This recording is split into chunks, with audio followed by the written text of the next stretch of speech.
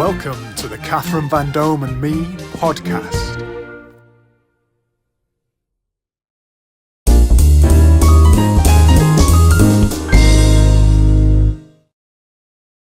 Hashtag hosts and the HQFM quiz and bingo software are proud to sponsor the Catherine Vandome and Me podcast. With HQFM quiz and bingo software, you can use this interactive quiz software at any venue. All you need is an internet connection. Go to hashtagquiz.co.uk for your free trial today.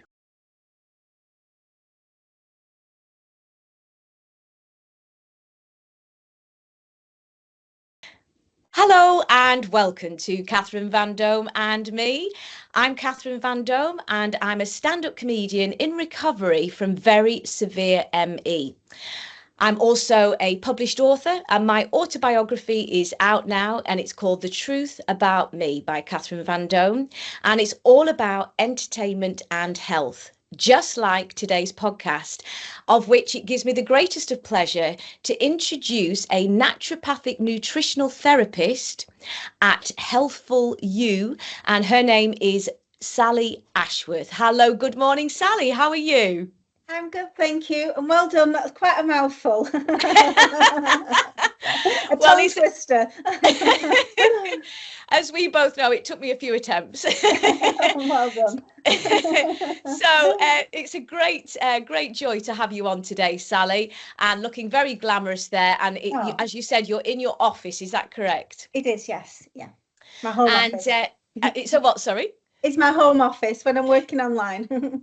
Fantastic. Well, that's brilliant, and it pays, tribute to who you are and the quality of the work that you do, because I have been following you on your socials, and I wanted to get you onto today's show because what you have and your involvement in is the gut digestive system is one of the main areas of expertise, and of course, naturopathic nutritional therapist. So you are very much into the same things as I am, which is looking after the gut health and looking after the gut biome and natural healing modalities to heal ourselves the right way. And I want to let you expand on that a little bit as to what your job title is and a little bit about you, Sally, and then we're going to take you back, if I may, and hear all about how, what got you into this in the first place. Yeah, that's great. Thank you. Yes, so I'm a naturopathic nutritional therapist. So the naturopathic part of it is where we're looking to nature for healing.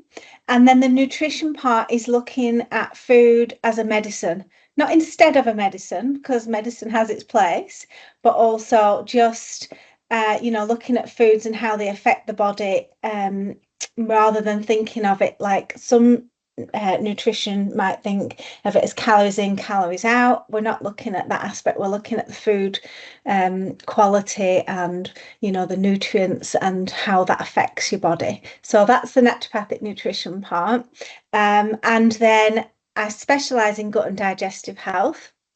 When I explain how I got into this later on, you'll understand why I specialize in that area, but that obviously covers a whole array of different health concerns, because as Hippocrates said, the father of modern medicine, all disease begins in the gut.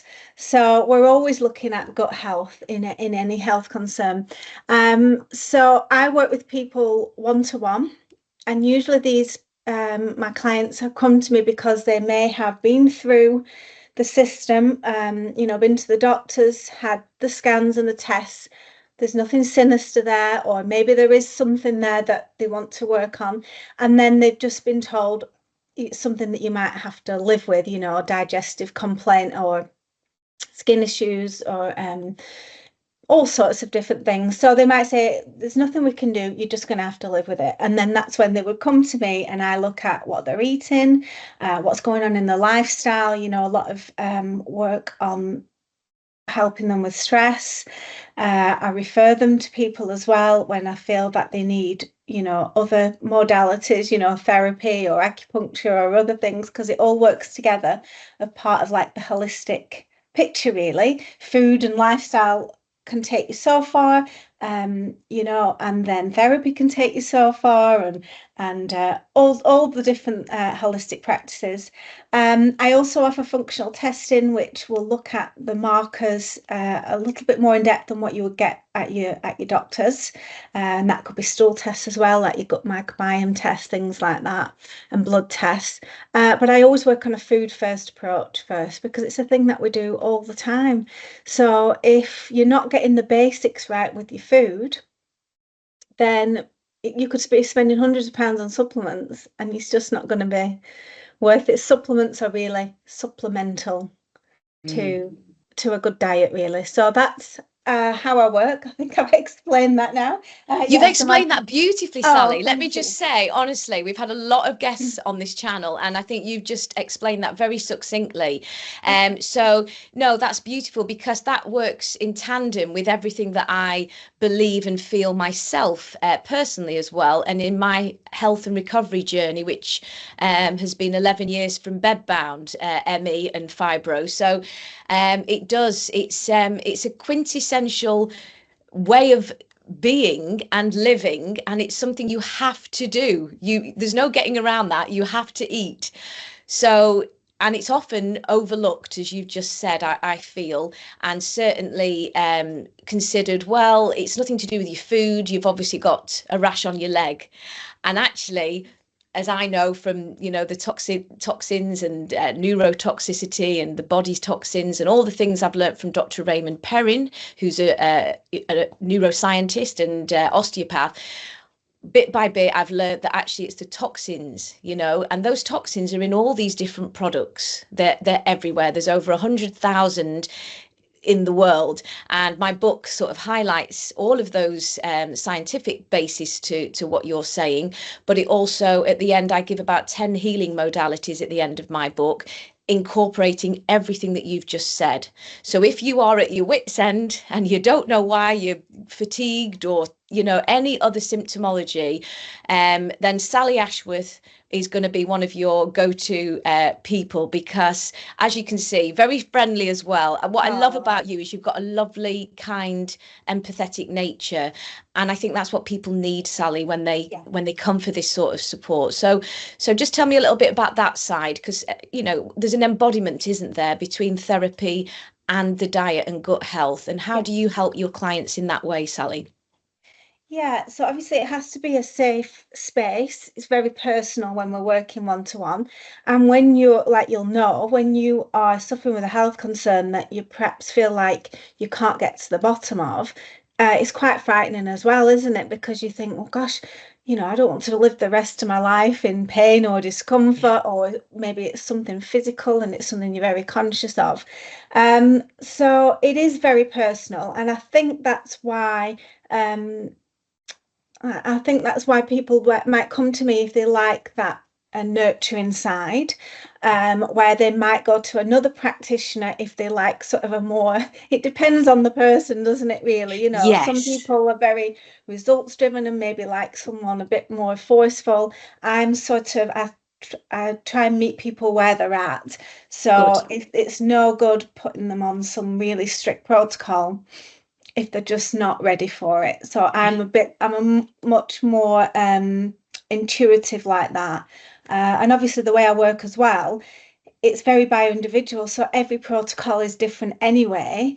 And what I do find always surprising is sometimes the most simplest things have the biggest impact. Yes. And I'm always like, oh, like, I'm really surprised all the time. Like, oh gosh, it didn't have to be, you know, I don't recommend supplements unless I really think it's necessary. I don't recommend tests otherwise, because they're very, very expensive. Try and get people to get as much as they can done at their GP. And then if it feels necessary, then we test more. Because like I say, quite often the most simplest things have had the biggest impact. And so, yes, in terms of the therapy side of it, I can only help people in a way where I can suggest techniques to help calm the nervous system, you know, maybe working on the vagus nerve, breathing techniques, and then I would refer them at that point if it's anything that's I feel that, and quite a lot of people, I will say, you know, talk whatever therapy it is. It might be tapping, it might be talk therapy or something like that, because especially with the gut and the gut brain connection, it sort of goes hand in hand, and a lot of digestive issues and complaints, it is connected to the brain. We have the enteric nervous system, and we know now that the gut, well, there's a lot of research looking into how the gut might be talking to the brain more than the brain talks to the gut. So we know how that affects each other. So it is really important. But obviously, from my point of view, yes, it's lifestyle practices, helping people recognize where perhaps they need to spend more time looking after themselves and not feeling Absolutely. guilty for that, having that time Yes. for themselves. And even just, that's what I mean, these little things, making sure they sit down and have the lunch in a calm environment, or taking a bath at the end of the day, just very simple things, but where people go, oh, I haven't got time for that, I've got to do this. And they don't realize that that is actually playing a huge driver in what's happening in the health concern, because it's a huge thing.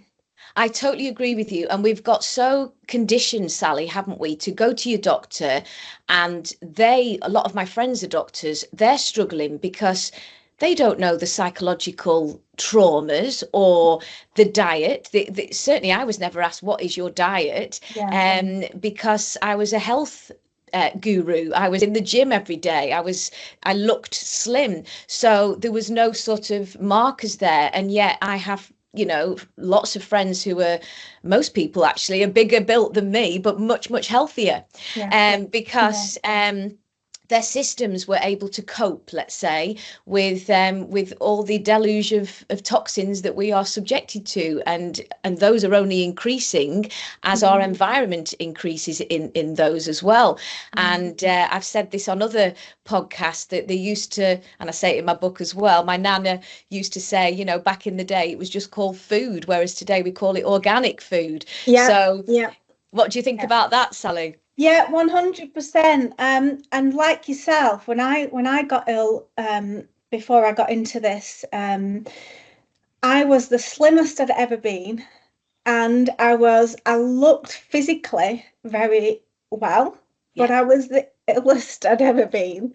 And I would cry all the time. I was putting a lot of stress on my body, but from the outside, people would have thought that I looked very healthy. So it isn't always like you say. And I think with doctors, that's not where their training is. So it's not that they're purposely not asking you what you're eating. It's just not part of their training. So their training is more about symptoms and the medication that will help with the symptoms, but the nutrition isn't a big part of their training. So it just doesn't come into their head.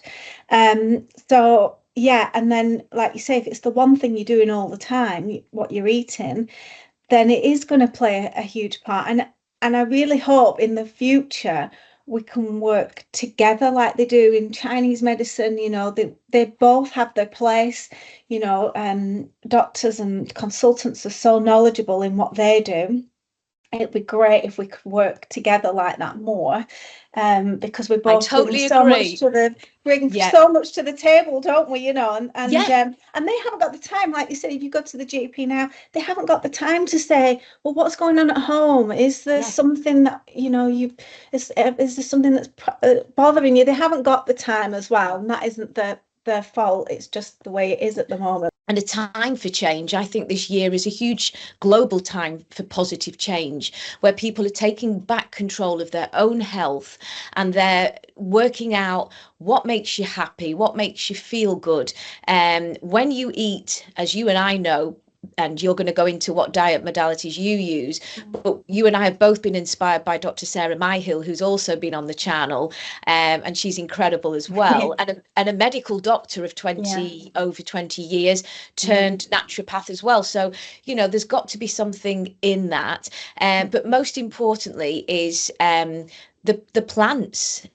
Somebody I followed religiously was Rich Roll, who is an ultra marathon runner, and he has a podcast in America, and I've got his book, and he, at 39, same age as me, he collapsed, couldn't climb the stairs, a different scenario to me, and he didn't have ME, But he realized and recognized, I can't drink the amount of alcohol I was drinking. I can't eat the fast foods the way I was eating those fast foods.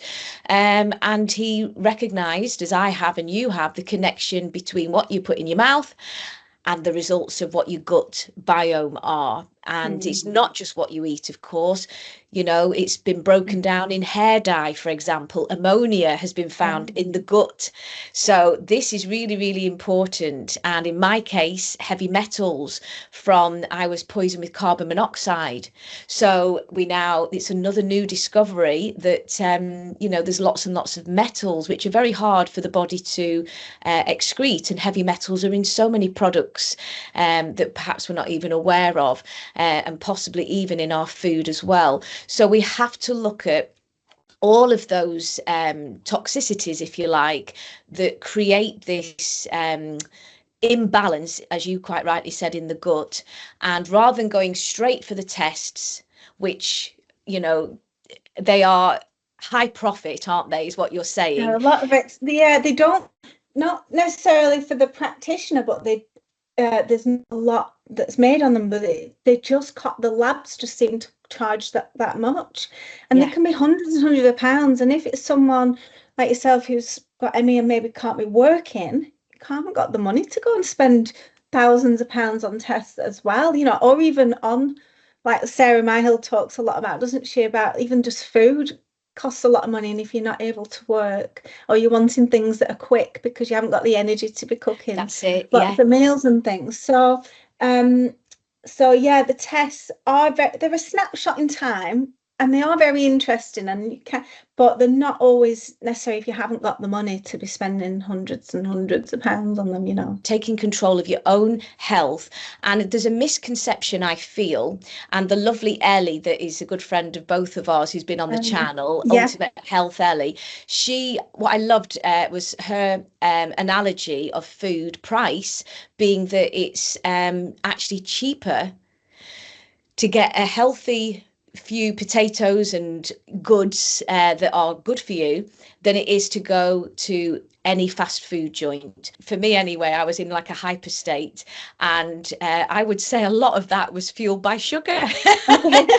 You know. So what's your view on that?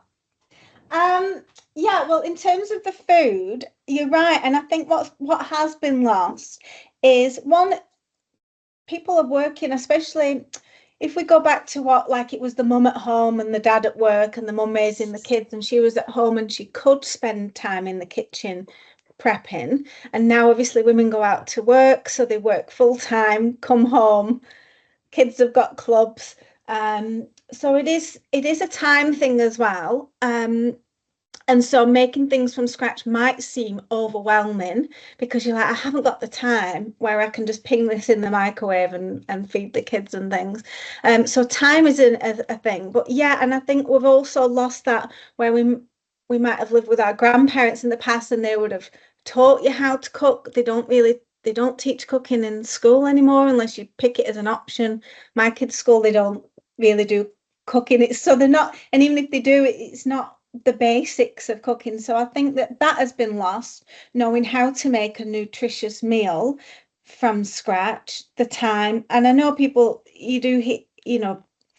healthy food can be expensive, they think, but it doesn't have to be. I mean, avocados are expensive, so you don't have to be having avocados all the time. But like you said, vegetables, organic is obviously the best, but if you can't afford organic, it's still better to have the vegetables than not, because they're not organic. There's different ways you can sort of soak them, and there's also the good thing today, which I want to share, and I've only just found this out myself last week with a great friend of mine, and called Mark, and he works in a local supermarket. And he was sharing, because he also he's read my book, and he's very much into good health and gut biome and nutrients and all of that, and we have great chats about this.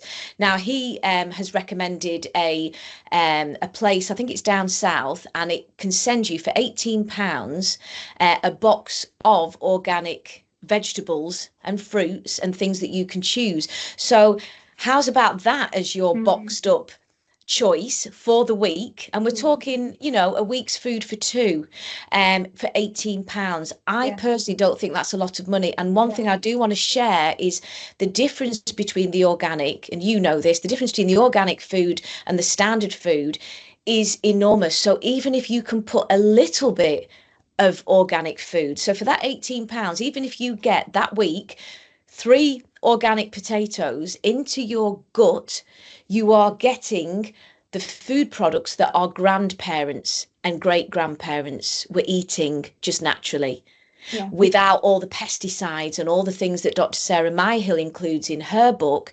about the toxins that are actually even in our, you know, good food choices, you know, our nutritional food. So what's your thoughts there, Sally? Yes, and also I think it's called the Environmental Working Group. They each year bring out the Dirty Dozen and the Clean 15. And so there are certain foods that if you're going to buy organic, are best to buy organic. And then foods, if you're on a budget, and then foods that are not as bad if they're not organic. So it's usually things like if they've got a skin on them, like a banana, it's harder for the pesticides to get inside, whereas if you're having berries, better to get those organic. So there's ways of looking at it like that. And it is very scary when we think about what we're eating and we think it's something healthy. You know, you hear these things about certain supermarkets coating certain vegetables in a chemical that they last longer, and we've no idea what that chemical is, you know, but you might not know about it. You go and buy a bag of apples from there thinking you're having apples, and you've no idea what it's been coated in. So there's these little sneaky things.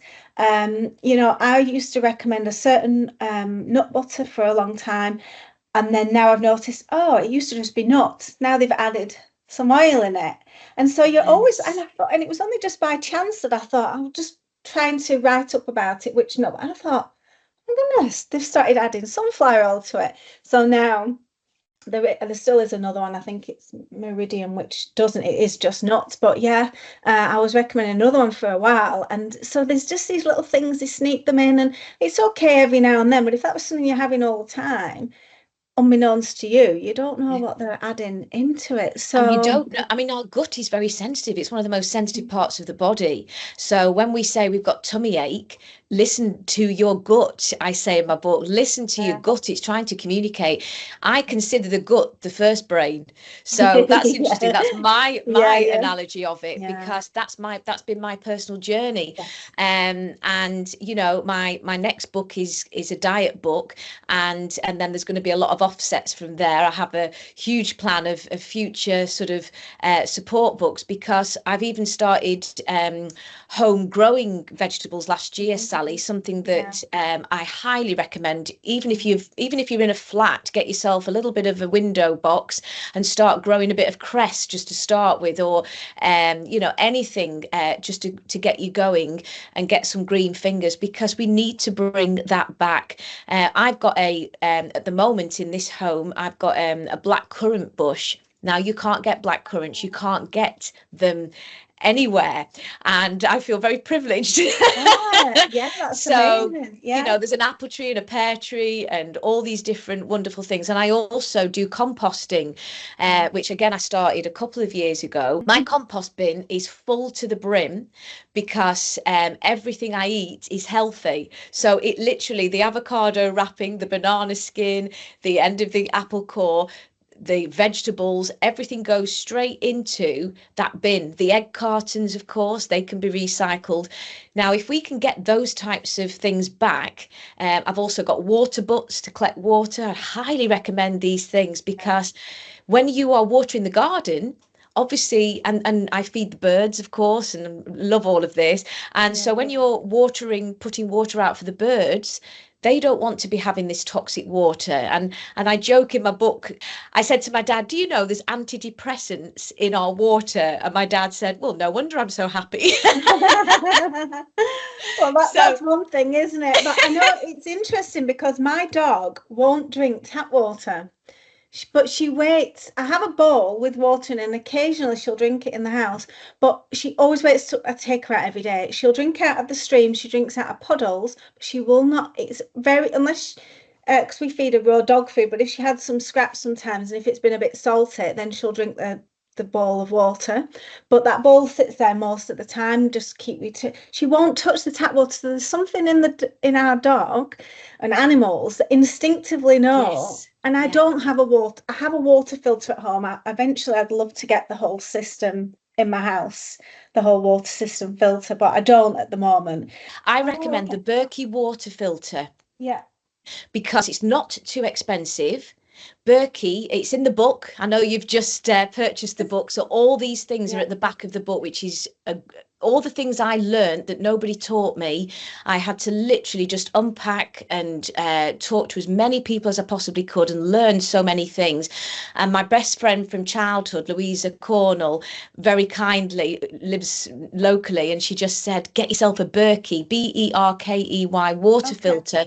What a difference. And you fit Just that to your system, have you then? Or you just have it it's basically like a silver stand, you know, like if you were pulling a pint of beer. Oh, okay. Yeah, Right. and you stand it on your kitchen unit. Mhm. You know, that's what this channel's about, speaking out, helping save lives of others, which is what your vocation is as well. And I really, really love people like yourself and Dr. Sarah Myhill and Ellie and Anna Bianchi and all these different wonderful people, because you're all, Sally Fazeli's another, you're all helping the community, and you're all serving and supporting others with physical modalities and health and therapy. And I think that's what this is what life's about, helping each other. But yeah, most importantly, Mark, my partner, Mark Singleton, who's also a health practitioner and does the Perrin technique, he doesn't have the same reaction to food that I have, but he certainly does react. And the primary factors he says are gluten, dairy, and sugar and alcohol, those four. Yeah. So we don't drink any alcohol. You know, that's highly toxic. And ethanol, I mean, we have in ME, we have an overload of ethanol. In fact, in probably in all disease states. And of course, that's why I think that I feel like I'm drunk. So if I have like ice cream, my legs can collapse and I go drunk. So what's in ice cream that's making me do that? But if I eat a sweet potato, no reaction whatsoever. So that's kind of what got me into this, because I could really genuinely use myself to test it. If you can take us further on that, Sally, and help us understand which food products you feel are quintessential to good health. Yeah. Well, just touching on yourself being a canary in the coal mine, I do think I'm generalizing a little bit, but I do think women are a little bit more in tune with how we feel, because we come from a feeling body more, don't we? And I'll say to my husband sometimes, he's like, I think you just think too much sometimes about it. I'm like, no, I actually feel it, or Yeah. I just think we're more, and I'm generalizing, but we are more connected to how we Yeah. feel. So we do notice the subtleties in having something that we're not eating all the time, and then we have it, and then we're like, we feel it more. I do think, I don't know. What you're saying is, in general, women put their emotions at the front a little more, and perhaps the reactions are more. But I think what Dr. Perrin has explained is the more toxic you are, this is what Dr. Perrin's explanation is, the more toxicity that's accumulated in the gut, in this discussion, in the brain, in the body, the more strong the reactions to those particular products are. Yeah. So that's the science behind why certain people, like myself, end up with hypersensitivity. So the idea of the Perrin technique is to drain those out. But I believe in tandem with you, Sally, in tandem with or Dr. Sarah Myhill, in tandem with a good, healthy, nutritional diet. Share with me a little bit about that area, Sally. Yeah. So in terms of going back to the beginning, I guess it's like a bucket analogy, isn't it? And perhaps your bucket is already always a bit full. So Yes. any little bit tips it over. Whereas Yes. some people, the bucket is less. And you can use that analogy in anything, I like stress or that. anything, That's isn't it? But I lovely. do Yeah. think, you know, when you're saying to people, we need to work on your stress levels, and they'll be like, well, I can't. And obviously they can't quit the job. They can't, you know, they've got commitments, and that's fine. that will fill the bucket, but what can you do around that helps to stop that bucket from overflowing? And that can relate to food stress and everything. So yeah, I know what you mean, where you're probably so sensitive to things that you notice the overflow, and obviously, yeah, I am generalizing with that, but I do feel that I think a lot of women that I meet are more in tune with just how they feel. And it's so true what you're sharing. Most women will go to the doctors, and if you like, you are the alternative doctor. Yeah. And that's kind of the world, I think, that's opening up to us here. Yeah. There are other ways. Yes, if you feel that you need to go see a doctor, go see a doctor. And there are certain times, I just dislocated my knee. I fell before Christmas meditating. That's all I was doing. Oh, gosh. Not in a gym. No. I just stood up and dislocated my knee. And so there's a prime time when you need a doctor, you need that support. So the balance is what you're saying, the bucket.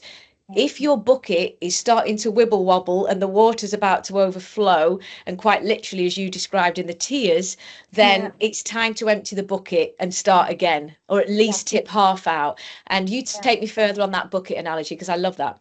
Yeah, and now, knowing what I know and being what I've been through, I can see when I'm getting to a point that I need to stop. I think I've got a very good work-life balance, and I prioritize my health because I don't want to go back to how things were.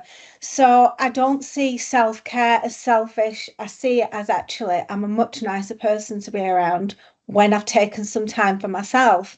I used to be, I can't do that, especially when I had 2 little children. I said, I can't do that. I can't do that. And now I realize, no, I can do that, because everybody is nicer when they've just took that little bit of time out and keep going, and an emotional wreck all the time.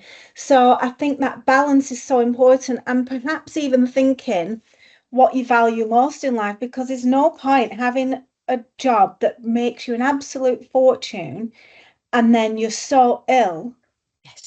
That health is wealth, isn't it? And yes, you need to be able to pay your bills, but at what cost? So, having those boundaries. I go to bed early.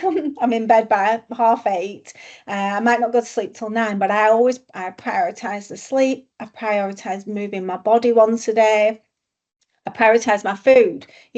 We do spend a lot of money on food, but we don't drink, we don't go out, we don't smoke. So a lot of our money does go on food, because we see the value in that, and we know how good we feel when we are eating the right foods. We've just had Christmas, and obviously you're eating foods that you don't normally eat, and you feel it.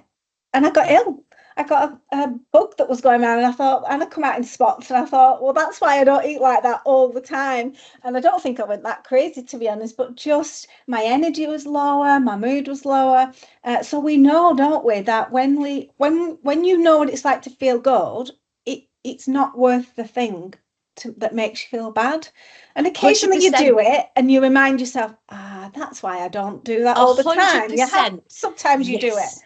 But I just see the value in it so much now. Even like with coffee, I stopped having coffee last year, and it was really hard because I didn't have a lot of coffee, maybe a couple of coffees, maximum 3 a day. And I stopped. And then now, when I've tried to reintroduce it, I get really anxious. Now, I didn't think I was anxious when I was drinking it, but I probably always had a low level anxiety maybe with it. And it wasn't until I stopped. And now when I've tried, because, I think I'll just see again if I always get, and this wave of anxiety comes over later in the day, and I think, I've had the coffee. So now that coffee is not worth it to me. The taste of the coffee is not worth the anxiety, so I'd rather not have it. And it's when you start to make that connection, like yourself now, there'll be certain things that you would have loved eating and doing in your past, but they are just not worth it to you now to feel like the day after how you feel. So that's where that connection, and that's how I like to help people make that connection between what they're doing in their lives and how they feel, because then that gives them the impetus to carry on with those changes. And nothing feels as good as feeling good. Nothing tastes as good as feeling good. That's what I think, you know what I mean? And Yeah, and like I said, I'm not perfect. I do, have things sometimes, and then I think, but it always reminds me why I don't do it all the time, you know. I love you sharing that, because it's the honesty, and I share that also. It's the honesty, Sally, of saying we are not perfect. A lot of people think that on my journey I just suddenly made this decision and we had this perfect diet overnight, because I used to share what we were cooking for on another platform for many years, and that eventually now is going to become my second book, a cookbook, to support people. But the most important thing is, there were moments where Mark and I said to other guests, would go down at Easter in particular, we would raid the Easter egg shelf, Yeah. almost in frustration. Like, why are we not allowed to eat these things? I We're not know. going on holiday. We don't drink. We don't smoke. In my case, I can't go anywhere hardly at all. And it's like, well, if I can't do all those things, what is there to live for? But actually, when you recondition and retrain your brain, what you realize is you've just eloquently highlighted the pleasures are the energy, the pleasures are the beautiful hair which you have. You Oh, can thank see when you. you look, I mean, the crisp, clean, gorgeous locks. My hair changed almost overnight. As soon as I, over the years, would introduce a little bit of sugar, I would start going a bit grey. Isn't that incredible? Oh, that's That's interesting. that Yeah. was my finding. And then as soon as I cut it out again, don't forget I'm in my 51st year. So it's interesting how our hair, our teeth, my teeth are bright white. And I always said to my clients, it's designed to be that way. There are people in laboratories designing this food to be so hyper palatable. So you're not greedy. It's like the Pringles where it says once you pop, you can't stop. They've literally been designed to be like that. So people Yeah, will get some shame, like, oh, I'm just so greedy. No, you're not. You're just eating these foods that have been designed to be like that. But yeah, once you remove them and you have real whole foods, like when a lot of people are frightened of eating fat, especially if they've grown up.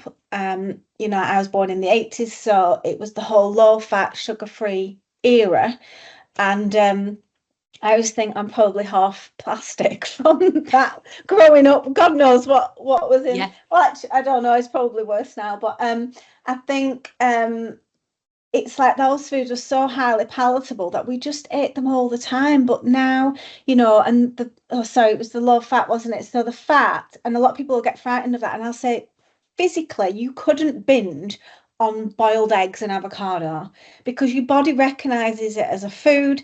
So you get to your second avocado, and you're like, I can't eat anymore. You physically couldn't because your body recognizes it. So you can't be frightened of eating too much fat in the beginning. Maybe it tastes so good, but your body knows when it's had enough. It's the other foods that are more highly palatable, your crisps and your processed foods. So but people are still frightened of eating good healthy fats because of the conditioning we've had probably since the 50s, isn't it, when they started bringing in that whole Yeah. low fat food, and obviously then that was supporting a whole industry that made a profit out of making low fat food. But it is, a lot of people are frightened of eating just real whole foods because they're focused on the calories as well. And obviously, you can't just go and eat all day. But when you are eating real whole foods and you start to connect to how you feel, you just eat more. And when you're full because it's a real food. If you've eaten a load of vegetables, um, whereas if it was a box of dairy milk or dairy milk tray, you could keep going, couldn't you? Because it's your body doesn't recognize it the same as a real food. And I do think there's a point where you keep eating it because your body's like, well, you're eating, but I'm still not getting what I need. So you need to Yes. keep eating more. And I think that's where it is. But real whole foods is the way Yes. forward with it. So what you're saying, Sally, is all these different food products have a massive impact on obviously our daily function. You've got two children. How old are your children now, can I ask, Sally? 12 and 14. Oh, 12 and Yeah. 14, so teenage age. So Yeah. this is the time you need to be putting healthy food in your body, Yeah. more so because you've got to deal with the growing up era. Oh gosh, yeah, yeah. And they are on the whole quite good. Like my son will try anything. My daughter's a little bit more resistant to things. But then I will hear her talking to her friends and I hear her saying things that I say. So I think, oh, she is listening to me. Well, But it is harder look, when they go to school and they're eating school dinners. At the school yeah, they go to, they have to have school dinners. So I just think as long as I feed them in the morning, a good breakfast and a good tea, and then anything in between will be what it'll be, because you don't want to ostracize them too much yeah, from their friends. And actually what happened was, with especially my son, um, he doesn't even really enjoy like a McDonald's anymore. So I think if I'd have restricted him too much, like he'll go like if my mum and dad take him out for the day or friends' birthdays or things like that. And actually he'll be like, I don't enjoy it. He knows now. But if I'd have said you are not allowed it, and it's not something I buy for them, but I don't stop them from eating things. And I think if I'd have done that, it would have become like this thing that became a big thing to them that they really wanted, and because they couldn't have it. And now he's had yes, it, it doesn't bother him at all. So I mean, he doesn't have any serious health conditions, touch wood. So it is different when you're dealing with something very serious, and you have to be very, very strict.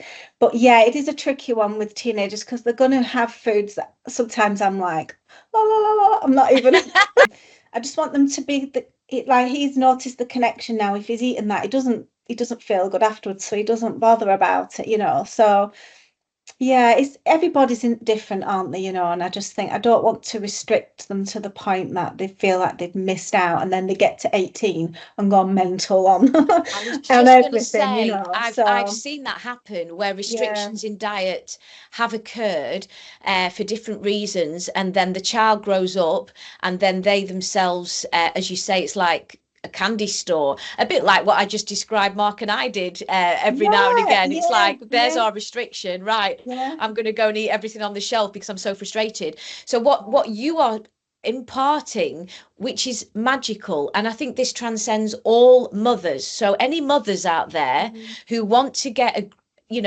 a better understanding of what they are giving their children, because I'm sure my family thought they were giving a healthy balanced diet. They thought they were, but actually looking back, there was the meat, and there was the potatoes, and there was the vegetables, for example. So there was certainly an element of that. But then we're talking about, as you've just said, the school dinners, for example, which there's lots and lots of different options that we have. But I remember as a child always eating steak pudding and chips and gravy Yeah, as a teenager, and a Mars bar for pudding. And yeah. my friends would say, because I was a ballerina, my friends would say, how are you able to eat that and look so thin? Now, Mm. for me personally, I was very lucky, or unlucky, it turned out, that my metabolism was super fast. But the point being that those are not healthy food products. So if we can actually get people like you, Sally, educating teachers and the school system, and start to make fundamental, basic, positive health changes from the ground up, I think that's what I hear you saying. Yeah, Yeah, and it is a little frustrating with schools because they are still on the old food pyramid. right. So the kids do come home telling me what they've learned at school, and it isn't really what I would be suggesting. But luckily for them, they hear from me what I believe. But obviously, the other children at school aren't hearing that. So that's a little bit frustrating. It is the old food pyramid system. But yeah, like at home, we don't have like pop and cordial and stuff like that. If they want a drink, it's just water, or which they do moan about a little bit. But if their friends come over and they want to buy some cordial, that's fine. But it's just what they have all the time that I think makes the biggest difference. And then what they have when they go to grandparents and friends' houses, and obviously as they get older and they're gonna, be buying more food for themselves. I've lost that control, haven't I? But as long as I can sort of make sure that their breakfast and their evening meal is good food, and when they're at home, and then on the weekend on Saturdays we always have a movie night, so then they'll have Some sweets and treats. things like Yeah. that. And so I just think, and they do say, oh, we never get the sweets. And I'm like, secretly, you do get quite a bit. But in comparison to a lot of children now, like if I think about my grandma and she'd say, oh, she'd get like a bag of boiled sweets and it'd last 2 weeks. That's what they had, isn't it, during the war when they're on rations? Sally, that's really important, because what you've just highlighted is what used to be a treat is now a morning food product for a child. Yeah. That's really where we've gone to. We've gone from the organic, natural food products that wasn't made the way it is today. It wasn't sprayed with all these chemicals that are also, hugely toxic. But the food products back in the day, they also were limited on funds. So they would make a big stew. And this is what I really want to get forward today to people. And I know you do, that you can, it isn't more money. It doesn't cost more money to be unhealthy. It can actually be cheaper. And that's what I learned in my healing process, because I ended up with bags of seeds. Last year, I planted all my own. I had no idea what I was doing. And I was so excited. And then suddenly, tomatoes, organic potatoes, like this big, all popped up all over the garden, even in little plant pots at the front where the most sunlight was. Just suddenly, because I'd crazily put all the seeds together, thinking, well, the beetroot won't grow and this won't grow. And had I done the beetroot in deep soil, I would have got huge beetroot. But because it was an experiment and I didn't think it would grow, I got these little baby ones. But the potatoes were massive. The tomatoes started overflowing, and I can't wait to do that again this year. So you've got your own compost bin, which is all of your healthy food products. And the more healthy food products you eat, the more of your compost you can have. And then you've got, obviously, that's free compost. You don't need to go and buy compost. You know, get some horse manure off the road. That's what my nana used to do. She used to collect horse manure to my grandpa's dismay in the back of the cart with the bucket, like you said about the bucket overflowing. And my nana was a huge gardener, you see. So she taught me the green fingers, and she was incredible. And I'm actually currently in her home, which is just wonderful. So she's planted these trees that I'm still keeping them in her good name, the apple and the pear tree and everything. And the most important thing is, if we learn to do it ourselves, you are teaching your children the best longevity of life. So don't always follow the crowds in this world. That is so important, because the majority isn't always right. And when you understand that, in all situations, listen to your gut. Ask yourself, what makes me feel good? Can I do my exams and stay awake where my friends on each side are falling asleep and can't be bothered and feeling anxious or feeling depressed? So what is the truth? Is my mum, Sally Ashworth, telling the truth? All the time will tell, won't it? But that's another thing, that the sleep, they do go to bed early and they do moan at me because the friends are allowed to stay up late. But I'm like, it's just so important, that sleep. And we are early risers in our house anyway. So they do think I'm like boring because I don't go out. If we go out socially, I'm always like, what time we're going home? I want to go to bed. I don't like going out at night. And they're like, can we not? I'm like, you're born into the wrong family. All they want is a party family. They just want to go. And I'm just like, I'll go out for breakfast, brunch, lunch, early dinner, and then that's it. I don't have time to go out at night, because my sleep is too important to me. I know how I feel the day after when I haven't slept. So I know with the kids, if they're staying up late playing video games or whatever, they're not going to sleep. They're going to be grouchy the day after. It's just not worth it, you know.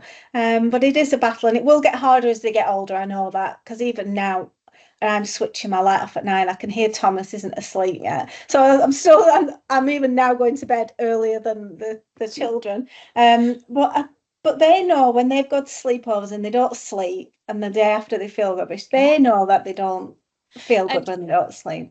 And you'll know the reason for that. And I learned that over the years with Dr. Perrin, and it's because we detoxify when we go to sleep. And this is one of the fundamental problems, particularly with ME and fibromyalgia, is that we're not getting what's called that 4th hour of sleep. It's the 4th hour in succession. It has to be in succession, where the brain does the most detoxification. Isn't that interesting? And when I learned that, I thought, so last night I was hyper alert, because I'm more so when I'm going to do a podcast the next day.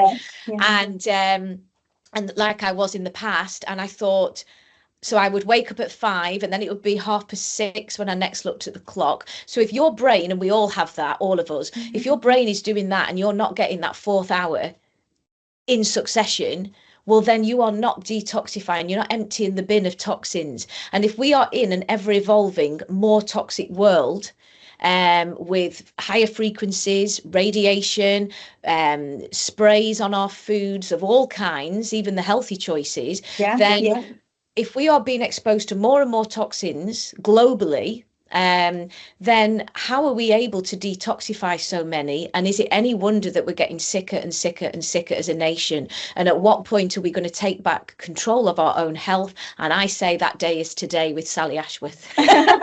Even with sleep, making sure that your room is dark, not having your phone next to your bed. And I have like the blue block glasses, which my husband hates, because one of them I have are like ski goggles and they're bright red. We've got them. Skiing. You got them, yeah. So I walk around and I'm like, after a certain time, I'm saying, don't turn the lights on. Or I'm brushing my teeth, if they put the light, I'm closing my eyes, like, don't turn the light on, because of your circadian rhythm and not having that light. So it's like they live with an absolute lunatic, I think, sometimes. No, because what you're doing, honestly, Sally, we do the same. What you're doing is what we should all be doing. We need a lot of fresh air, and getting to the seaside resorts is always a good thing. And that always makes me feel better, because oxygen drains the lymph and detoxifies the system. That's why we go to the beach, we play on the sand if we're kids, we go home and we suddenly get the deepest sleep, don't we? Yeah. And we always say that when we go to Lytham, I always say to my husband, sleep well tonight. It's like a standing joke now, but I always say it, because you do. And there is something with the ions, isn't there, in the air, that, years ago, doctors would send people to convalesce by the sea, wouldn't they? Sleep is super, super important. It's like the top thing, really, because even when if you haven't slept well, your food choices the day after are going to probably be more for quick energy. You're probably more likely. So sleep is like really up there with your health, definitely. And it is making sure, like you say, that your room's dark, not having your big lights on. Like we have the hue lights in our house, so everything dims in the evening, and then I whack on my very attractive glasses. I've been one time, I've been for acupuncture. She put magnets on my feet. I had a gum shield in because that stopped me grinding my teeth. I had mouth tape because I was trying, the sleeping with the mouth tape. Yes, you've done all the same, yes. I've got these glasses on, and a liver pack. I had a castor oil liver pack, and I'm getting into bed. And I'm thinking, gosh, good job we've been together like 20 years. Otherwise, he'd be thinking, oh, well, I think he is thinking, what the heck have I got into? So, yeah, he just rolls his eyes at me now. But does your husband, what's your husband's name? Philip.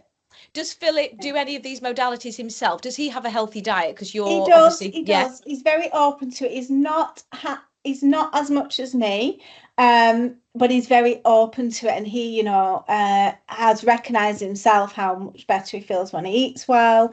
He did we both tried the carnivore diet last year just for a trial, just to see, because people were talking about it. I wanted to see how I felt, and he tried that with me, and he felt amazing with it.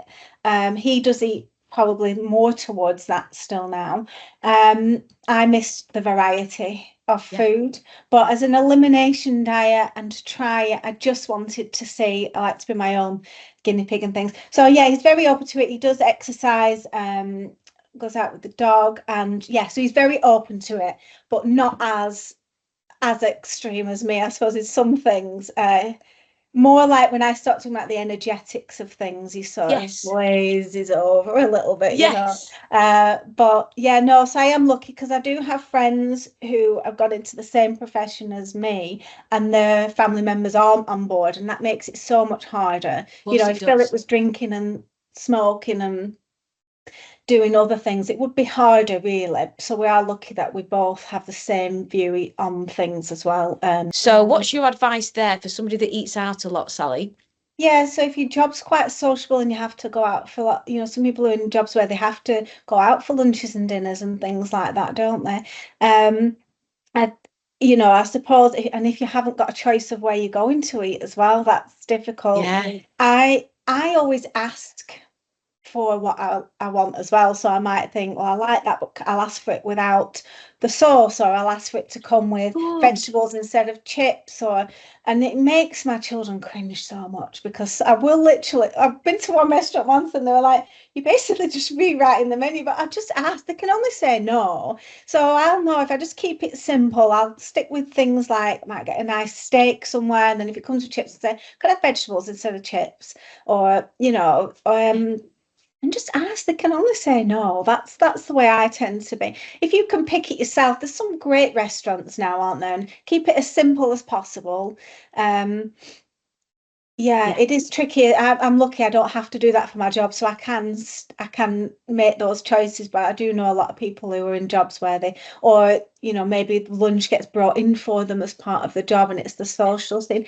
But that social aspect is so important as well. The whole social thing is part of health as well, isn't it? We are sociable creatures. We're designed to be in communities, aren't we? And Yes. things. So you don't want to be isolated, and don't be isolated. I've done it years ago when I used to be doing Slimming World and weight. I can't go out because I've only got 10 points left or something, and so it's like that. You just think, well, all that social aspect of it you've lost as well. So it is finding that balance as a general rule, but different obviously when you've got other complications as well. But even with my complications, I have to say the thing I've learned is you don't actually have to deny yourself that social connection. There's wonderful places up here, such as the Whale Tail in Lancaster, and that is a gorgeous plant-based, that's the Whale Tail Lancaster, and it's a gorgeous plant-based cafe, and it just, honestly, we feel amazing after we've eaten there. It's a vegan place, and it has chickpeas dishes right through, but you can even get alternative types of food choices, but there's no fish or meat. It is vegan, but even if you have a blast of those wonderful fresh these massive salad bowls that they have, for example, you feel amazing afterwards. We light up, and we always say, my goodness, when we go there, we feel so much better, because I don't know what they're doing, but Sean is one of the people that works there. Absolutely wonderful staff and camaraderie, and everybody there is into the holding the babies in the you know what I mean, don't you? The sort of alternative, holistic people, and all into meditation and yoga and alternative things, and you then feeling like you're in a community. And there are other places like that as well, all over the UK that people can go to. But if you feel that you're not fitting in, as you've just said, we need to sort of almost embrace these places and encourage others who have got ill health and want to make those positive changes with you, Sally, to start going and finding these places. Lytham St Anne's has got lots as well. There's loads of beautiful, got some lovely places. And it is sort of almost leading by example. Like with Philip, I think it was probably, I started this journey and he's come along with me, but he was, and it'll be the same with your friends as well. And I think, like, I don't drink. Maybe a couple of times a year, I'll order a glass of wine and drink a third of it. I like the idea of it sometimes, and then but I just don't. It just does not bother me at all. I could give alcohol up forever. Just occasionally, I'll think, well, should I have a glass of wine with if I go out, and then I'll start drinking it. I'll think, because I feel rubbish the day after. But some people, I used to think, I can't work because people think I'm boring. More when I was younger, I used to think people think I'm boring because I don't want to drink. But now I just don't care, because actually I just think, well, if they don't like me when I'm not drunk, then it's just not meant to be anyway. And I love that, Sally. Sally, that's so important, because exactly those words. If you don't like me when I'm sober, well, then don't be my friend. It's Yeah, pretty exactly. simple. I It's know. pretty Yeah. simple. Because you've Yeah. got a vibrant personality, and I'm very lively as well. And I think you don't need a drink. Once you start reducing that sugar, you're not so adrenalized, and people get to see the real you. Yeah. That's the other thing. When you start having a really healthy, balanced diet, you are more able to function, you're more able to choose who you want in your world. So it may be that some of your friendships and family dynamics change. I think they always do. Yeah. And if they start to change, well, good, because if there's toxicity in any of those worlds and you start making positive changes, then all the better for you, because then you'll start finding connections, as we have today, with people that are more aligned with what you enjoy doing, and people who celebrate good health. Like I've just explained, Rich Roll, he's an icon in America, and his podcast, and an ultra marathon runner, something he would never have been able to do had he not made these significant changes to his diet. And his partner is a dietitian, I think, and an author, and into good health, and they're vegan, and that's their choice. But it's the plants, he taught me over many podcast watchings.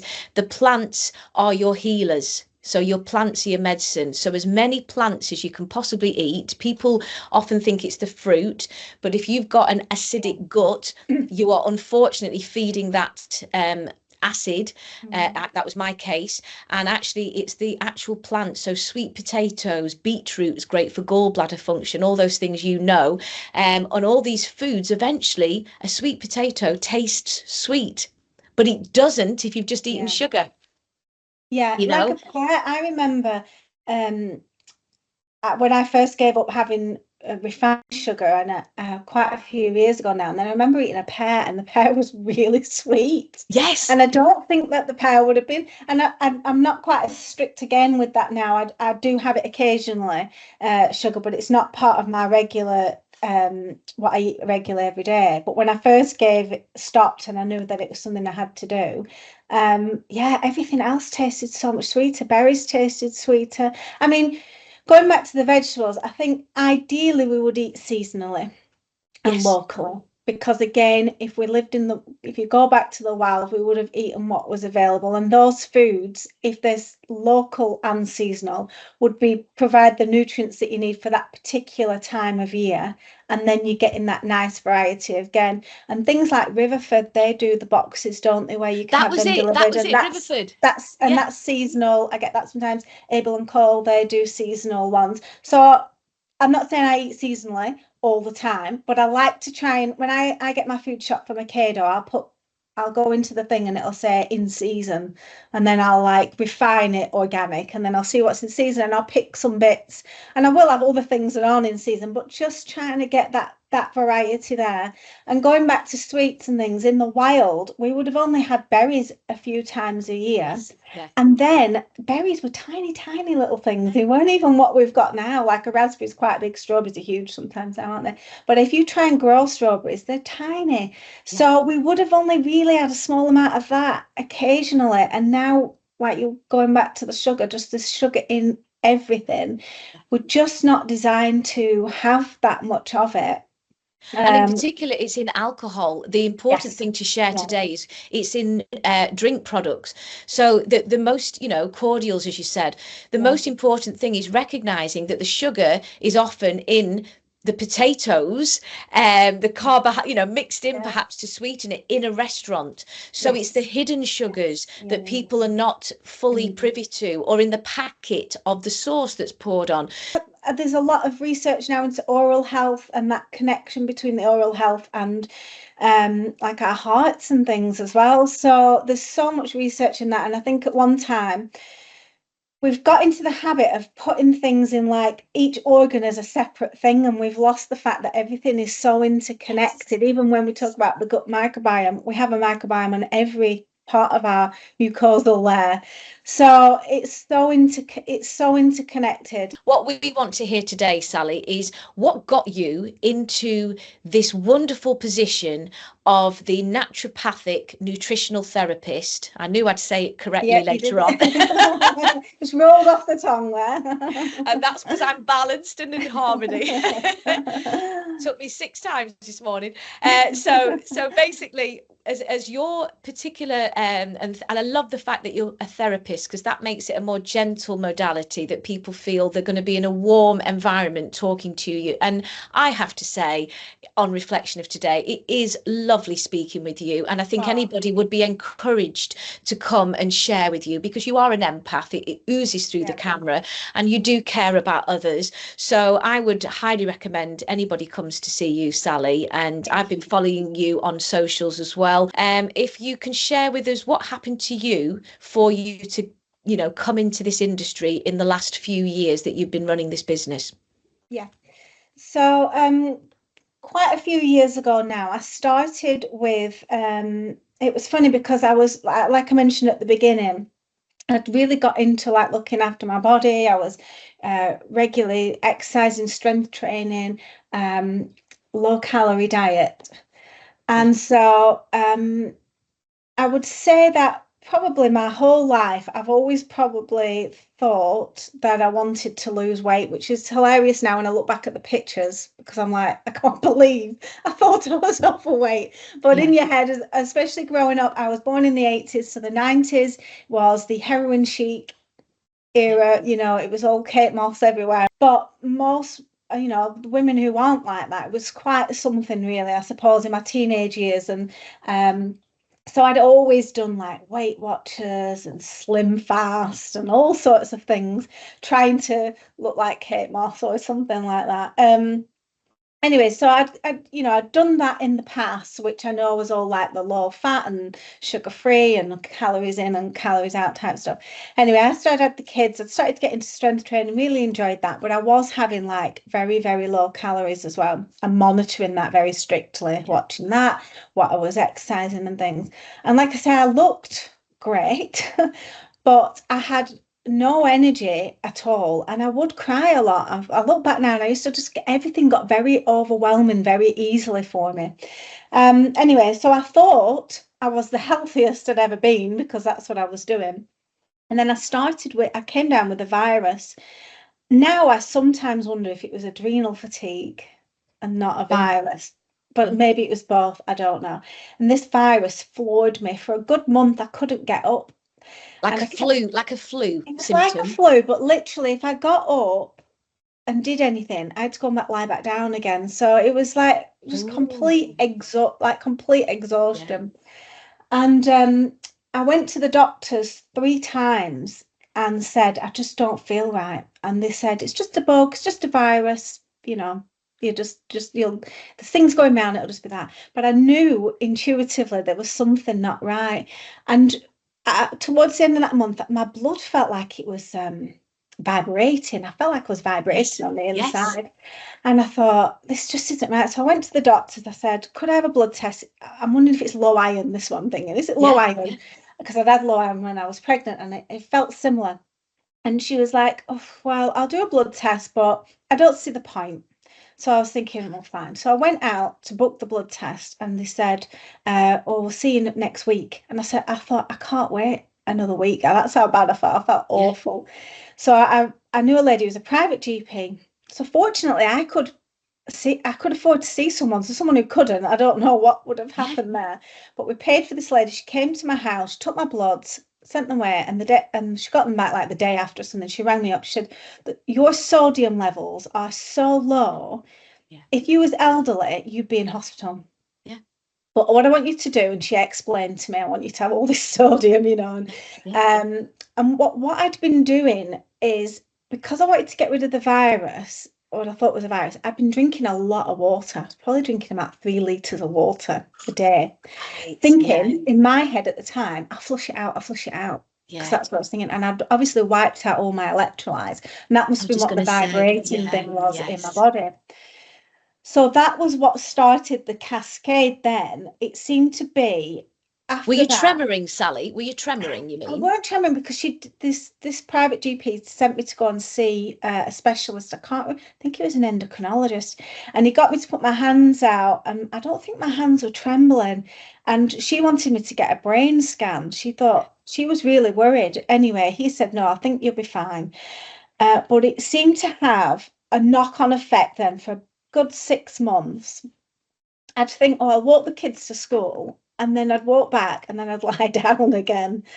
So it was like a sheer exhaustion. But then I started with something called GORD, which is it's gastroesophageal reflux disease. I So have it's that. where, Yeah. right, so it was like the stomach acid was permanently up in my throat. So maybe I was ill in the February. It wasn't until maybe the May that this started, but it was a knock-on effect. I'd had like sinusitis and one thing after another. I had some antibiotics for that, and then yeah, so then I started with this GORD. So at first I just thought it was heartburn.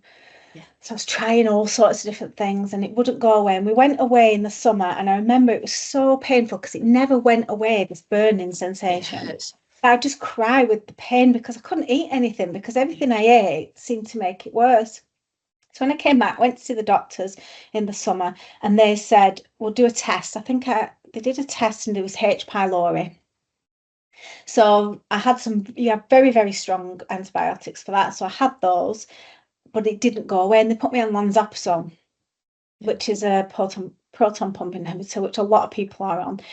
It didn't make a difference anyway. And so I was taking that. I was chugging Gaviscon by the bottle, just a lot of pain.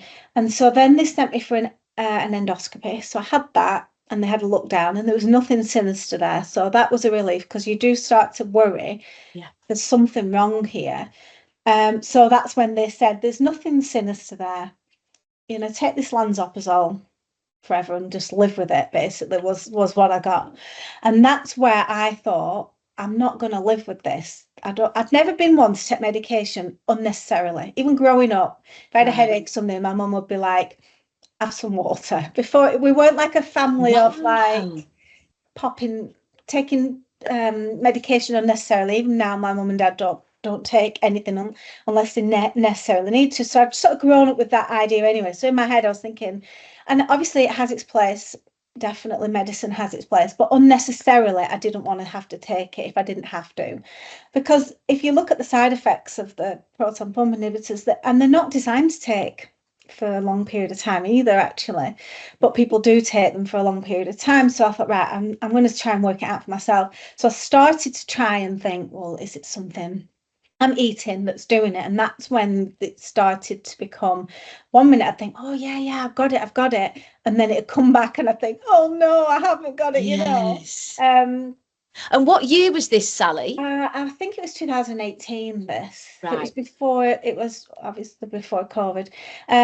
So then a friend of mine said, there's this lady who I know who's amazing. She's a naturopathic nutritional therapist. Why don't you go and see her?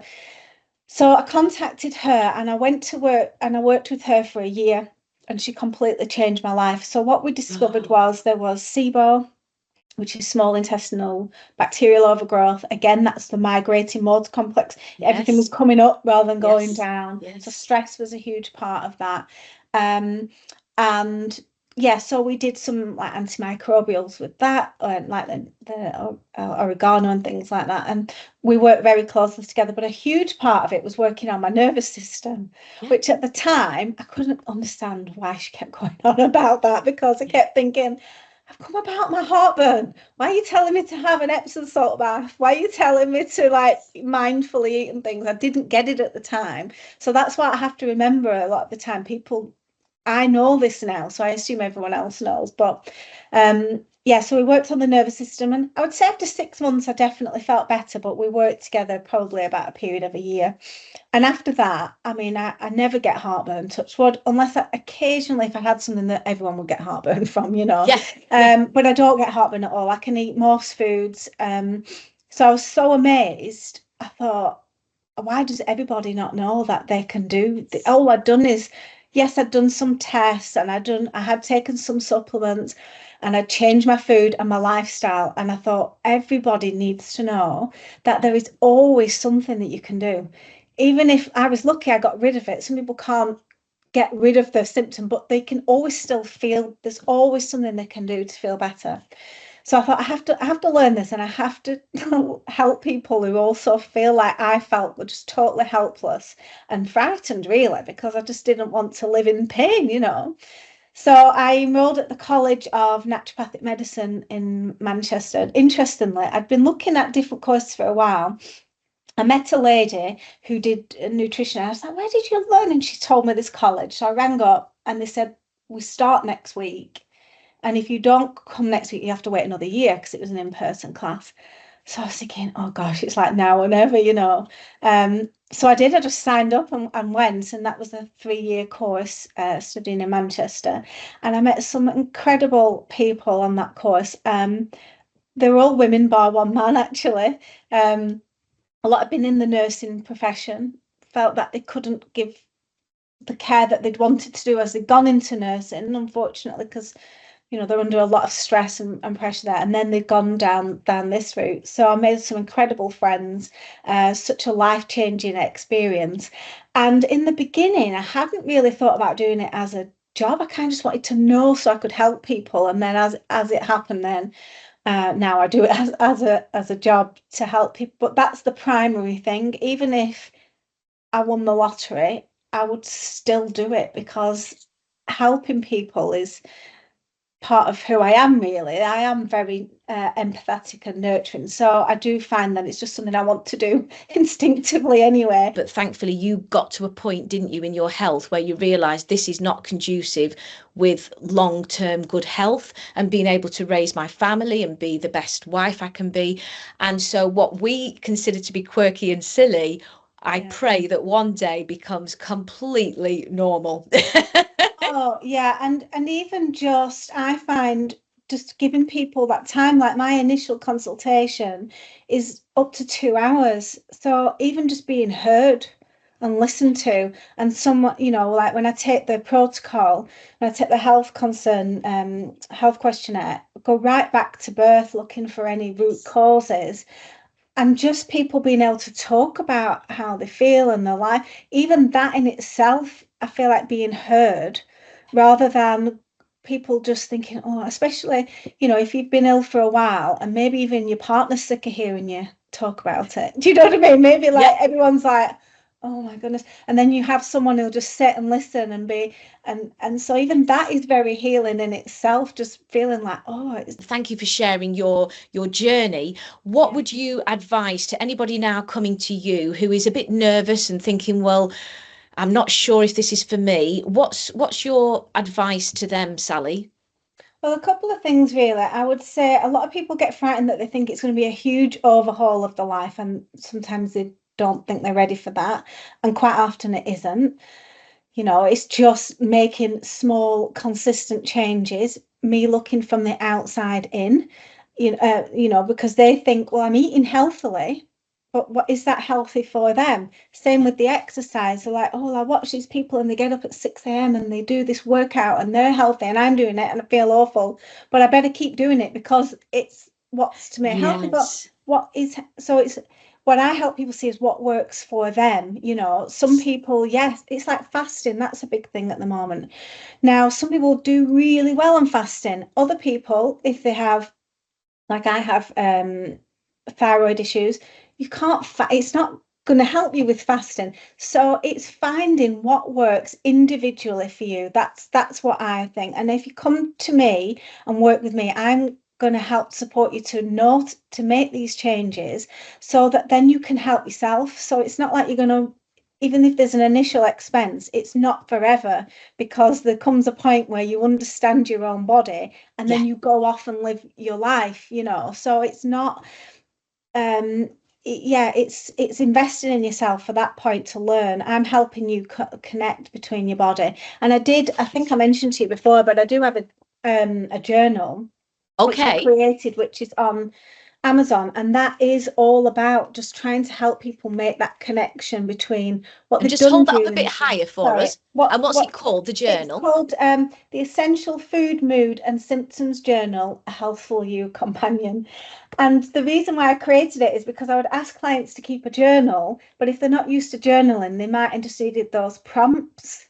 Yes. So this will have things in, and it's 90 days, and then hopefully by the end of it, they might think, right, well, I had that symptom then, and I had it then. What did I do on those days, or the day before, or that week, that might have exacerbated those symptoms, so that they can build up a picture in their own mind, like I have now and you have, where we're like, we make that connection between, oh, if I have I'm feeling like this. Oh, but I didn't sleep well last night. Why didn't I sleep well? Oh, well, I had some caffeine after 12, Yes. or something made me very anxious that day and I didn't sleep well. Yes. Or, you know, so we made that connection now, and that's what this is, quite a good stepping stone for people to start to make that connection. I love that. For themselves, and that's what I want for everybody, to sort of make that. Yeah, so they can help themselves, like Dr. Sarah Mile will say, isn't it? Like, you're going to have to do it for yourself, a lot of it. Yeah. But you need that outside guidance initially, and then you become your own investigator, because only you know how you feel and what That's works it. for you. And it's exactly that. You're educating people. Give a man a fish and he'll feed himself for a day. Give him the fishing rod and all the tools, then he'll be able to physically do it for himself. And that's what I had to do from the ground up. And it's obviously what you've been learning as well. And that's so important. And when you take that control back of your own mind and body, and absolutely use the outlets. I absolutely recommend therapy, or yourself, or Dr. Perrin's modality, or any of these. They're all absolutely that's the word empowerment. When we talk about empowerment, it's not about the glitz and the glamour and the red carpet. For me, empowerment is taking back control of your health, your mind and your body, and being able to live well for the rest of your days. And when you do that, and you're not chasing false gods such as money and fame and ego, and you're actually chasing the right path, which is putting your own mask on first, so you can look after you first, and then you can congruently, with a balanced mind and body, go and serve the people, because that's what makes us happiest, is when we help somebody else. Would you agree? Oh, 100%. Nothing brings me more joy than helping somebody when I see that people are feeling better, and knowing that they can do it for themselves, because it's so disempowering when you've been told that you have something that you've just got to live with. Yes. And then as soon as someone comes along who can say, well, actually, there's so many things we can do to make you feel better, then you're like, oh, it gives you a whole new, oh, right, Gives you okay. hope. So it gives you hope, and it makes you feel better. Even just the thought, even if it's psychosomatic. Yes. I do believe the placebo thing is a huge thing as well, isn't it? And having someone behind you doing what I do, or any other therapist out there who believes that you can do it, it's that belief again, isn't it? Oh, well, someone's telling me, I can do things to help myself feel better. We've become a helpless world. We've become I just need to reach my arm out here and somebody will bring me this. We've become almost like kings on a throne, where all these things are available to us, particularly in the West. And actually, we need to break that down and go back to the camping and the beach fronts, and the how to make the fires, and how to make your own food. And as you've just said, these modalities must come back into schools. How to sew, how to cook. And that's for men and women, because my Mark's a fantastic cook. As well, and you've got to learn to share those duties. It's no longer, well, that's your job and this is mine. Bring those duties of care together, bring your healing modalities together, and learn from other people who are like-minded souls. And if you're feeling, well, none of my friends do that, well, retain those friendships, but maybe start opening your world a little bit more to connecting with like-minded souls, as I said earlier. And that also then opens up more opportunities. and look after your body your way. If you feel something's wrong, then it most probably is wrong. And now, before we go, I want us to introduce our animals. So we've got here little Tinker, that is my co-host. Just say a little hello to our special guest, Sally, today. There you go. And who have you got there, Sally? Frankie, but she's got your back to you. She's a golden doodle, like you, Frankie. Oh, can you bring her to face the camera? I don't know if she can. Right, Frankie, what's this? Hey, what's this? There we go. Yeah, can you see the camera? Can you see her? Hello, Frankie. Oh, look at that. So well behaved. I know, she's a good Look dog. at She's a that. good This dog, is Tinker. Hello, Frankie. And how old is Frankie? She's 4. She's 4, is she? Yeah. Well, Tinker is almost 17 this year. Ah. So he's done very, I think he's asleep. Look at him. Are you fast asleep? Are you still asleep? So, but he's a fast asleep co-host here. Are you waking up for the show? But it's an absolute pleasure to meet Frankie. She's gorgeous. Oh, he is it? He or she? No, she's a she. A lot of people think she's a boy. She's quite stocky, but she's your girl, aren't you? She's absolutely gorgeous. Yeah, she is. She's a very good dog, very gentle, nature as well, which is good. And I want to conclude also, I know you've got a, talking of animals, I know you've got a potential, is it a stool chart that you've got while we're talking about the animals? Do you want to just say a couple of minutes on that, Sally? Yeah, I can't see my camera, so you tell me if you can you see if that? You can put it slightly higher up for us. That's it, in line with your head. That's it. Yeah. Slightly higher, this is Sally. a Bristol stool chart. Yeah. And this is something that we look at when we're looking at bowel movements, because talking about gut health, you need to know what's going on with your healthy bowel movement as well. And some people might go and open the bowels only once a week and think that that's normal because that's what they've done their whole life. But when you're wanting, like you'll know with the toxicity in your body, if you're not eliminating and excreting and detoxing, then you're just reabsorbing those. So the Bristol stool chart, I think it's always good to end a podcast with that. Yeah, so I've got like a toilet humour kind of sense of humour, the kids do. And my husband's like, you have the sense of humour of a 10-year-old boy, you know, because I just laugh at anything like that. But I don't laugh when I talk about it to people. But what I want to say is I am not fazed by anything. So I can quite happily talk about poo all day. And it really doesn't bother me because I see it from a different point of view. I'm checking that people have a healthy bowel movement. So if it was something like this up here, then we'll be thinking that they were constipated. Then we'll be thinking, why are they constipated? Are they hydrated? Are they stressed? When you're stressed, you hold on to things a lot more. Whereas when you're down here, you might be thinking that there's something going on, some inflammation. So the ideal, what we would call normal, but everything is a little bit different, but is type 3 and type 4. Where you would sort of class that as a healthy bowel movement. And you want to be opening your bowels at least once a day.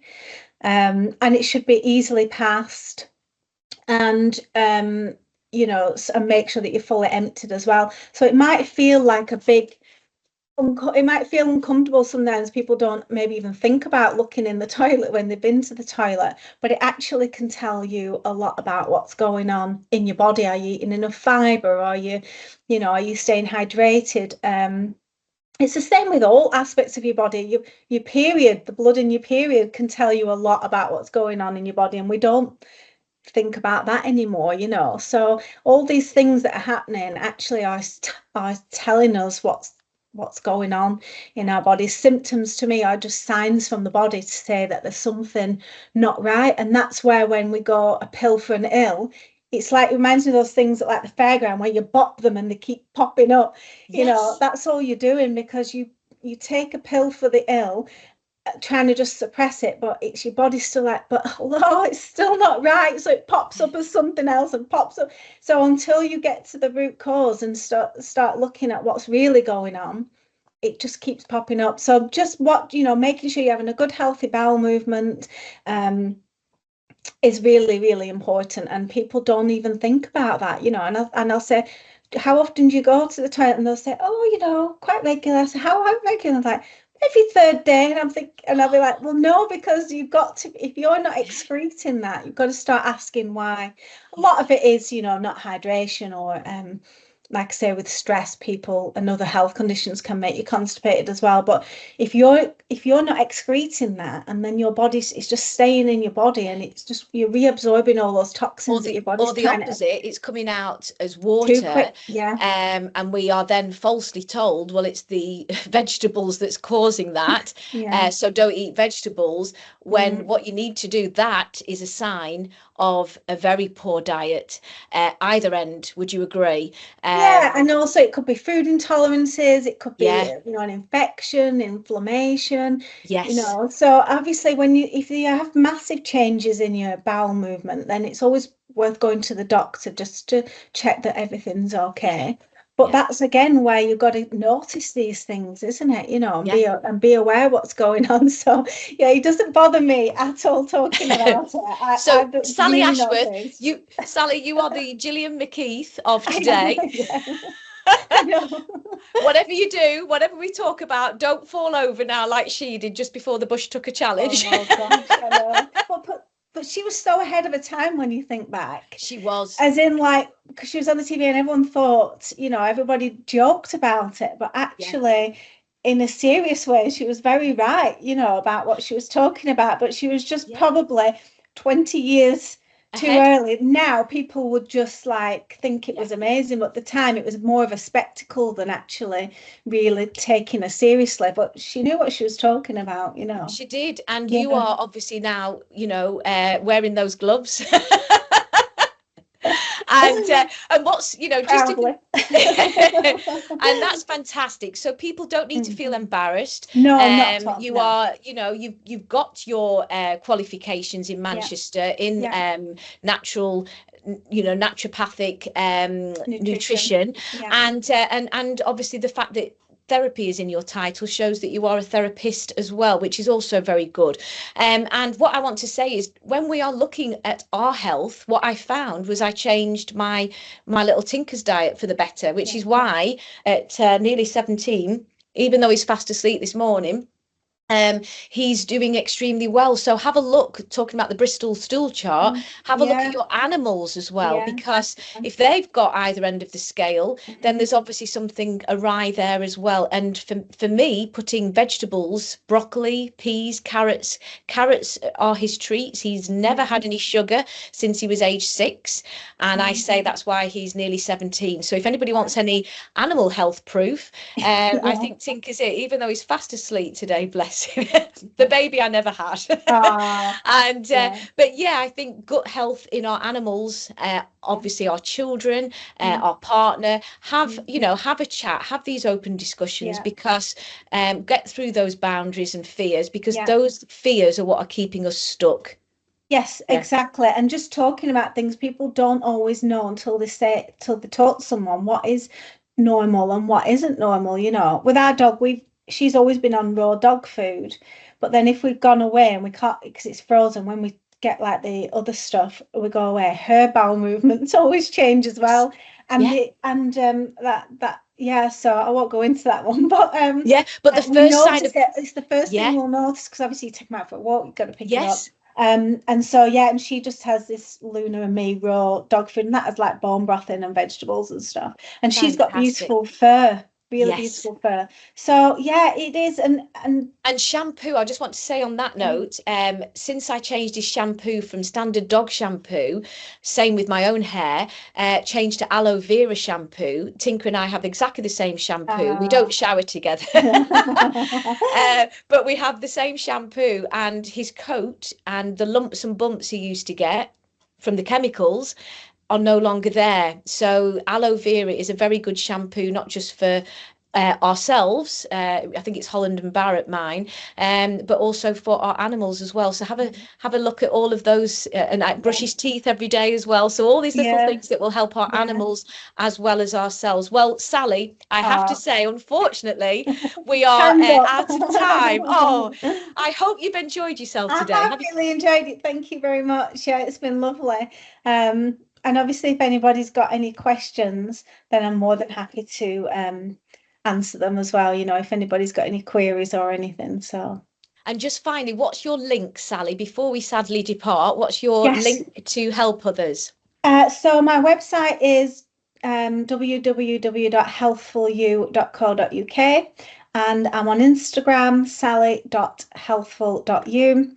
I'm on Facebook. I have my business page, which is Healthful You.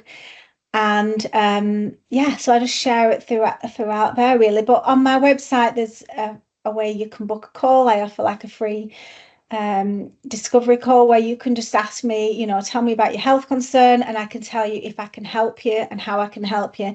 And if I can't, I always refer. So if I get clients who if anybody's going through cancer treatment, I always refer. I know lots of people who do what I do but specialize in cancer.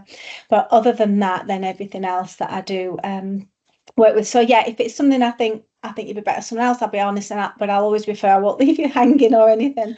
Magic. Yeah. That's magic. Oh, thank you so much, Sally. And also your diary, just to remind us of your diary if anybody wants to buy it. And where are you based, Sally? One last thing, where are you based? I'm based in the Ribble Valley, but I work online, so I can see people in person, but the majority of the time I am online. Fantastic. Yeah. That's absolutely magic. So just if you could just hold up that diary just remind us of the name. It's Healthful You. No, it's the Essential Food, Mood and Symptoms Journal, a Healthful You companion. You can get that on Amazon. And it might be just the thing that you need to start recognizing what's going on. And there is some things about, gratitude and affirmations and things, because again, it's connecting the whole systems together, the gut and the brain as well. So fantastic. Well, Sally, what a wealth of information. What an incredible inspirational journey that you've been on with your own health, and how you are now inspiring masses of people all over the world with your incredible insight into naturopathic nutritional therapy. And God bless you for all you're doing. It's been an absolute pleasure speaking to you today, Sally. So if anybody is interested, it's Sally Ashworth, and she's available now if anybody would like to book a consultation, and I highly recommend you do so. Sally, thank you for speaking to you today. Thank you. And all the very best ahead to you and your family from Tinker and I. And thank you for coming on to today's show. Thank you again. Thank you. Bye-bye, love.